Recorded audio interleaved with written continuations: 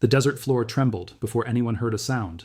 At 2:47 in the morning, 85 projectiles were already in the air, and America's most critical military nerve center in the Persian Gulf had exactly 8 minutes to survive. What unfolded that night at Dhafra Air Base didn't just kill 23 Americans and wound 89 more. It cracked open every assumption the Pentagon had built its Gulf strategy on for the last 30 years. This wasn't a terrorist attack. This wasn't a rogue missile fired in desperation. This was a precisely engineered military operation designed to expose the gap between what American defense systems promise and what they can actually deliver under real combat pressure, and the world was watching. Iran proved something in 8 minutes that no intelligence briefing, no congressional hearing, and no defense contractor presentation had been willing to say out loud.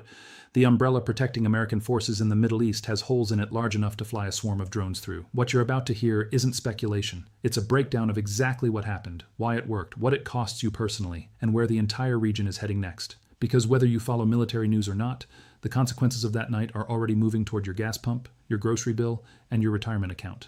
Pay close attention. Dhafra Air Base is not simply a military installation. It is the central nervous system of American air power across 21 countries, and most people have never heard of it.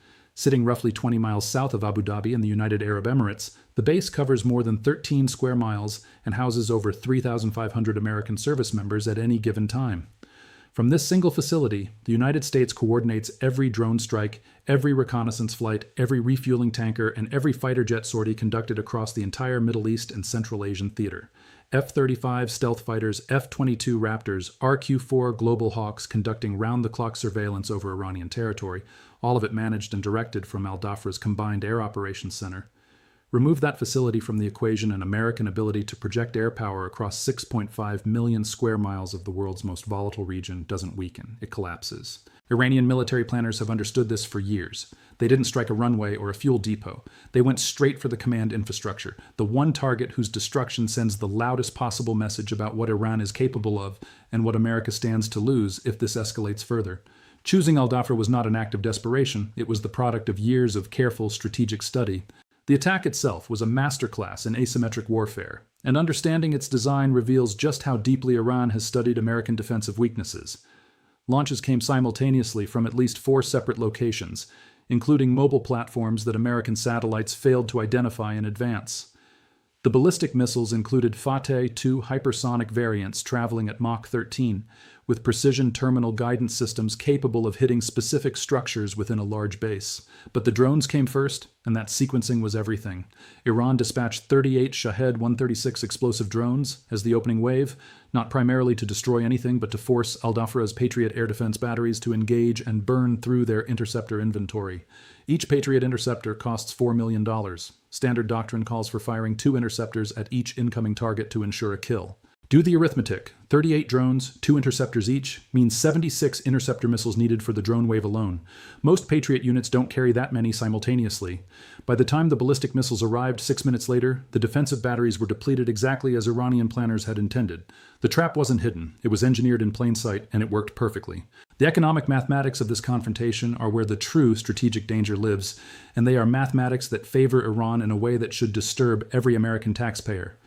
A Shahed 136 drone costs approximately $20,000 to manufacture. A Patriot interceptor costs $4 million. A THAAD battery, the next defensive layer above Patriot, costs $3 billion, takes years to produce, and there are only 7 operational THAAD batteries in the entire United States military inventory. America can manufacture roughly 2 per year. Iran can produce Shahed drones by the thousands annually at the cost of mid-range sedans. This isn't a temporary imbalance that procurement reform can fix on a reasonable timeline.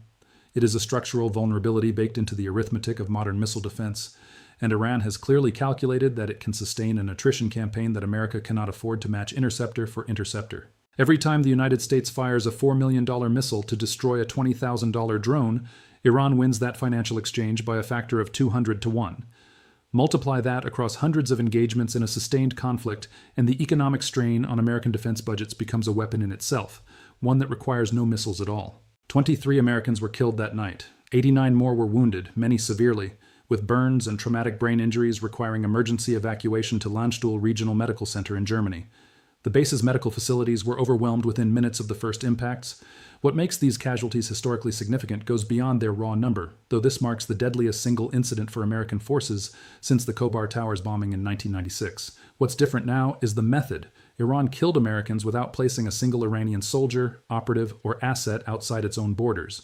No infiltration, no suicide bomber, no human intelligence trail to follow. The attack was launched, completed, and concluded from Iranian territory. That changes the entire framework of deterrence because the traditional response options, targeting the people who carried out the attack, disrupting the networks that supported it, simply don't apply in the same way when the adversary's personnel never left home. The human cost of that night is permanent and devastating for the families involved.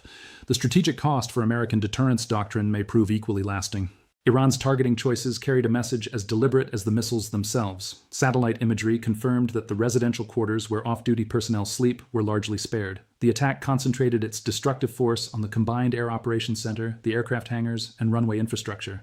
This was not the targeting pattern of a military force attempting to maximize casualties. It was the targeting pattern of one trying to demonstrate capability while deliberately leaving escalation space on the table. Iran proved it could reach the crown jewel of American air power in the Gulf. It proved it could kill Americans, and then it proved it chose not to kill more of them, which is a far more psychologically sophisticated message than pure destruction would have sent. That restraint says, we know where the limits are, and we chose not to cross them this time. The implicit follow-up question, the one now consuming every national security meeting in Washington, is what Iran expects in exchange for continued restraint.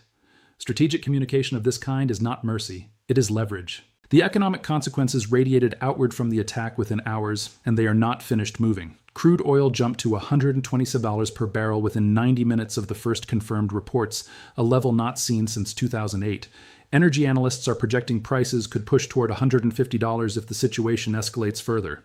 At the gas pump, that trajectory points toward $6, $7, or $8 per gallon gasoline in some American markets within weeks. But the deeper risk is the Strait of Hormuz, the narrow waterway between Iran and the Arabian Peninsula through which approximately 21 million barrels of oil pass every single day. That represents 21% of global petroleum consumption, flowing through a passage only 21 miles wide at its narrowest point. Iran has the military capability to threaten that passage. Even a temporary disruption doesn't just raise prices, it triggers the kind of supply shock that historically precedes global recessions. Every sector of the economy that depends on transportation, manufacturing, agriculture, and energy, which is every sector, absorbs that pressure directly. This is not theoretical, it is supply chain physics, and the fuse is already lit. The decisions being made right now in Washington, Tehran, Abu Dhabi, Riyadh, Jerusalem, Moscow, and Beijing are interconnected in ways that make the coming weeks genuinely dangerous for global stability. The Trump administration faces a response dilemma with no clean exits. Strike back decisively and risk triggering a coordinated regional response involving Hezbollah, Houthi forces, and Iranian proxy networks across Iraq and Syria simultaneously.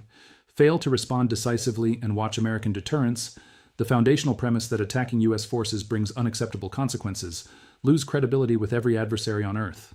The UAE is already questioning whether hosting American forces attracts more risk than the protection is worth. Saudi Arabia is recalculating its vulnerability. Israel is on high alert with Hezbollah's estimated 150,000 rockets positioned in southern Lebanon. Russia and China are not hoping for war, but they are watching American attention and resources get consumed in the Gulf with clear strategic interest. Every hour this crisis continues is an hour of reduced American focus on Ukraine and Taiwan. The interconnections don't simplify, they compound. What happened at Dhafra in 8 minutes will shape decisions, doctrines, budgets, and alliances for years to come. The attack confirmed that determined adversaries with patience, engineering discipline, and a clear-eyed understanding of asymmetric economics can find the gaps in America's most expensive defensive systems. It confirmed that the era of American military installations existing as untouchable sanctuaries is over. And it confirmed that the human cost of these strategic realities is not paid by analysts, policymakers, or investors. It is paid by 23 families who will set one fewer place at every table for the rest of their lives, and by 89 more who will carry that night inside them long after the news cycle has moved on.